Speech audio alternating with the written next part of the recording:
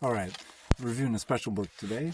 Um, No Death, No Fear, 2002 by Thich, Nhat, Hanh. Um, Not only is it a little bit out of my usual reading zone, been uh, spirituality based, um, by a Vietnamese Buddhist monk, scholar, and activist. It was also the first loner book that I've reviewed from a friend of mine. So they're a lot more spiritual than I am. Deep down, I'm really pretty shallow, but there are some great things in here. If you want the quick takeaway, really the best if you have a loved one who is in a terminal situation. Um, this is the best advice at the end. Is All of us have seeds of happiness inside us, and in difficult moments, when we're sick or when we're dying, there should be a friend sitting with us to help us touch the seeds of happiness within. Uh, Otherwise, you can get overwhelmed by fear, regret, and despair.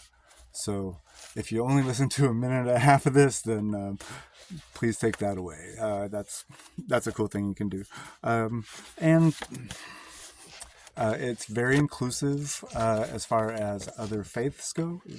Um, as he explains in the in the end, there's three different meditations that he guides us through, and really anyone of any faith or of no faith can equally benefit from these, as well as other advice that he gives throughout. Um, a basic premise is when the conditions are right, we manifest, and when conditions are unsuitable, you know, we, uh, we go into hiding. So it's okay. Me talking about spirituality is going to be probably about as compelling as Frankenstein reading how to program a ham radio, but some big topics. He talks about he talks about historical and ultimate dimensions. You could think of the historical dimension being sort of your body, but it also includes, if you think of your body and time, so it would be all your ancestors and all your progeny. And if you don't have kids, what's great is it's the people that whose lives you affect would be sort of like your children. Um, and then there's the ultimate dimension, which is far greater. It's it's what I've previously sort of described as the energy field that we come out of and go. And he does use the great analogy that I had heard before, that where like our if this energy field would be the ocean, our life is like a wave that it's born, has its life, and then turns back into the ocean. It's never not the ocean, um, but it's sort of an individual for a short time. And so the thing about as I in my limited understanding of Buddhist concepts, they're all so simple that they could probably fill one page, but no one's going to buy a one-page book. And uh, they're explained through a lot of analogies. But anyhow, in all the analogies, the three truths that are explained are impermanence, no self, and nirvana. And the impermanence is it, you can break it down almost to the quantum. It gets weird with the quantum level, but you're never the same person twice. Like the person who started the sentence is different than the person who started it, and the person who started listening is now like 5 seconds different. Then you get my get my drift. And like with every cell regenerating, and there's like really no place that you can stop with. We're always changing, so impermanence is a big thing. And then like we're what our organic material, like came from the earth and sky and sea, and will one day return to that.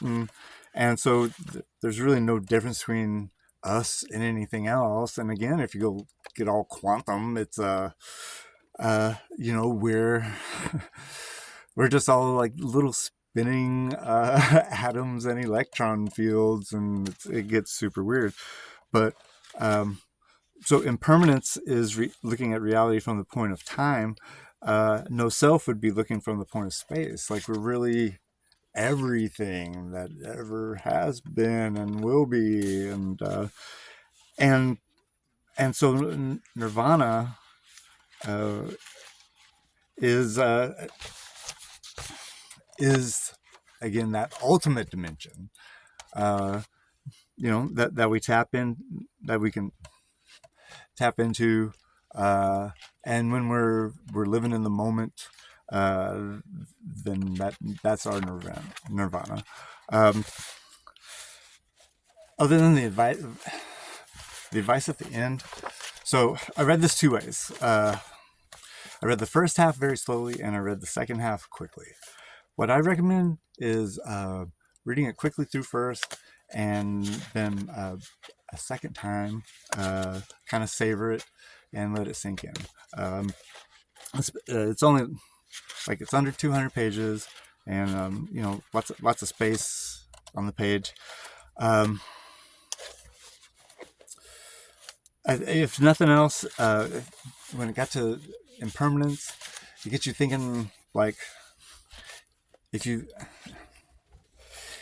it's easy to keep these, well, it's not easy, but it's easier to keep these concepts in the front of your brain when you're reading and it's quiet and life's not giving you any hassle. I'm still flip my shit in traffic, and like it's some comforting wisdom for life is definitely needed.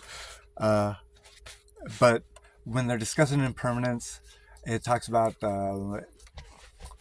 when you keep impermanence at the forefront, it makes you cherish your relationships more, because you never know when the last time. And so,